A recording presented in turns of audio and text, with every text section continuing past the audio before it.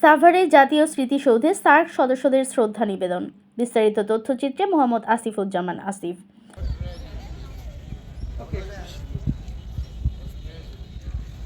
Madam আগান একসাথে আগান আসেন একসাথে।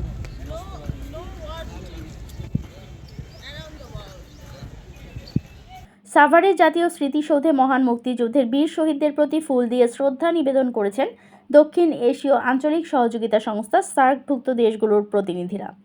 শুক্রবার সকালে বাংলাদেশ ব্যাংকের deputy governor doctor Mohammad Habibur রহমানের নেতৃত্বে এ শ্রদ্ধা নিবেদন অনুষ্ঠিত হয়। শ্রদ্ধা জানানো শেষে 1 মিনিট নীরবতা পালন করা হয় শহীদদের স্মরণে। শ্রদ্ধা নিবেদনকারীদের মধ্যে বাংলাদেশ, নেপাল, ভুটান, মালদ্বীপ ও পাকিস্তানের প্রতিনিধি দল উপস্থিত ছিলেন, তবে ভারত ও আফগানিস্তান এতে অংশগ্রহণ করেননি। শ্রদ্ধা নিবেদন শেষে ভুটানের গভর্নর দাশো পেঞ্জর বলেন, বাংলাদেশের সাথে আমাদের বন্ধুত্বপূর্ণ সম্পর্ক রয়েছে। শহীদদের স্মরণে শ্রদ্ধা জানাতে পেরে আমরা গর্বিত। এ সময় বাংলাদেশ ব্যাংকের ঊর্ধ্বতন কর্মকর্তারা ও অন্যান্য সংশ্লিষ্ট ব্যক্তিরাও উপস্থিত ছিলেন। I'll be happy to have you with me.